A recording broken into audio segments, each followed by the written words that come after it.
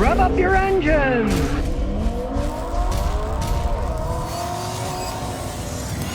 Today I'm going to talk about why a cheaper car is often a better thing to have than an expensive car. I am the master of owning cheap cars. I've been driving over 50 years. In those 50 years, for my own personal cars, I have spent less than $7,500 total of all the cars that I've owned and drove myself. Now, I'm not including my wife's car like this Lexus, but hey, I bought that used for $3,000 with only 60,000 miles on it. So even there, I'm careful with my money. Now, I do have to admit, most of them were Toyotas.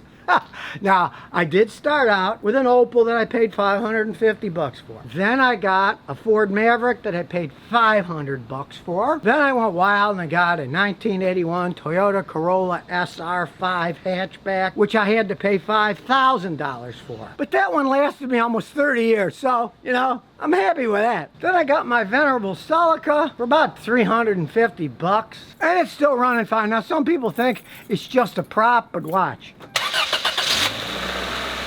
Starts every time. AC still blows ice cold. Now, I mainly buy cheaper cars because I'm cheap myself. I don't like wasting my money on cars. But there's other reasons you can get cheap cars too. Some people get bored with driving a car too long. They hate me because I don't. But you can keep buying different cheap cars. You buy a really nice used car or a brand new car, the depreciation on those the first few years of ownership is insane. But a cheap car, it's already depreciated, so you don't have to worry about that. And the main thing is, you want to get it where there's still got a bunch of the lifespan left, but you're not paying much for it. Now, I don't like driving junkers around. For example, when I bought this thing for like $350 with tax, the front bumper, it was yellowish, had a dent in the fender, so I did have to spend $800 with my paint and body guy, fix the fender and to paint the car all one color. Even with that $800, that still kept me under $7,500 for all the cars I've ever bought. Now let's say you're not as cheap as me and you're gonna buy a new car. Even then, you're better off buying a cheaper one. I had a customer buy bottom designed Lexus, and he bought body kits, bolted stuff on. Then he took it to a paint guy to paint it to max the paint. He had a real swanky one for a lot less than if he would have bought it at the dealer that way. Same thing here. This is a 2002, but it's got modern halo headlights on it because I bought them from China and put them on. I've even had some extreme customers. They wanted leather seats, but the leather ones cost so much more. They looked around at salvage yards and they bought leather seats that were in good shape and bolted them in their car instead of paying the outrageous price the dealer wanted for them. And of course, one big advantage of a cheap car is they come pre-scratched and pre-dented. There's nothing worse than buying something new and then you get the first scratch or a dent. You know what's going to happen in our society? People are slobs. They're going to be in a parking lot. They're going to open a door, or even worse, they're going to bump into you with their bumper and just take off. You got a cheap car, you're not going to worry that much about it. You worry less about your insurance costs. You buy a car that costs 50, 60 grand brand new, the insurance is high because if it gets stolen, they got to pay for it. You buy a car that's a cheap car, you don't have to worry about high insurance rates. And realize if you buy an expensive car, you got to try to find the perfect car for all your needs. A lot of times, there is no perfect vehicle. Take, for example, you want to haul some stuff around. Maybe you want a pickup truck, but you don't want to drive it around all the time. Well, buy a cheap one. You can use it when you need to haul stuff, like my son does, outside of Boston. I gave him a Toyota Tacoma.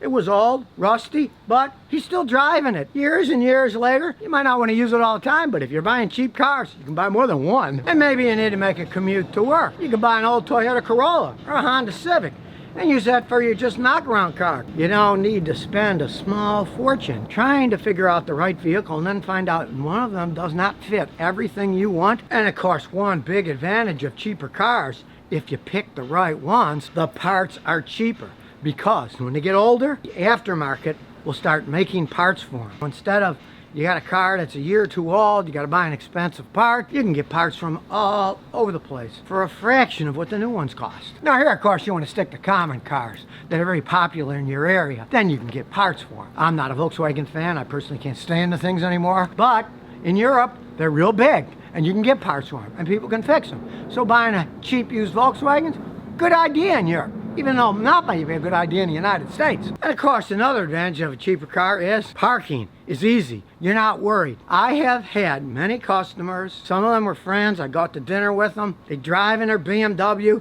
and they'd have to park away from people, but they want to park where they can still see the car from the restaurant window, and they're always looking out the car to make sure nobody was running into it. You got a cheap car with dings in it, you're not going to be worrying about that stuff. And of course, the biggest advantage of buying a cheaper car is you don't have any monthly payments. I've never had monthly payments except on my house. And after about 15 years, I paid all that off anyways. I said, I don't like monthly payments. If you don't like monthly payments, get a cheaper car. Take my case, 50 years of driving cars.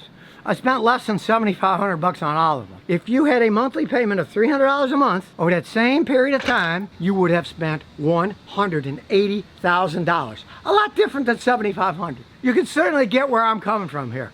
The savings can be immense. Realize, most cars you buy are the worst investment you'll ever make. You buy it and the value just goes down. Not like a house. I paid 80 grand for this house. Now, the lot's worth more than $500,000. You're not necessarily going to lose money buying a house, but you're certainly going to lose money buying most normal cars that people drive around in. To make your cheap car look nice, you can always get a fancy paint job on it, make it look nice and shiny, put on fancy rims, whatever you want to add on. And of course, if you're like me and you're cheap when you do that, go to a salvage yard. There's plenty of the fancy cars already wrecked. You can take the wheels off of them, stuff like that. You don't need to buy brand new. When cars get older, there's all kinds of parts available for them that don't cost a fortune, even if they're not brand new parts. Hey, wheels are wheels. As long as they're not bent, they're going to work perfectly fine. And of course, you get a good, cheaper car. It's withstood the test of time, like the Celica. They're still running good. That meant they were well built. Let's say you buy a brand new expensive car that's got a new design engine or transmission. If it breaks down later, you're screwed. You're gonna have to pay a fortune. These things, they're tried and true. The ones that broke aren't on the road anymore. You can get one that's already been tested out. That's the main reason I tell people never buy a new model of anything out there when it's a radical engine or transmission change. Body styles, who really cares? That doesn't matter. But engines and transmissions, you want ones that have been proven to last a long time. So now you know why buying a cheaper car can be a very wise decision. So if you never want to miss another one of my new car repair videos, remember to ring that bell.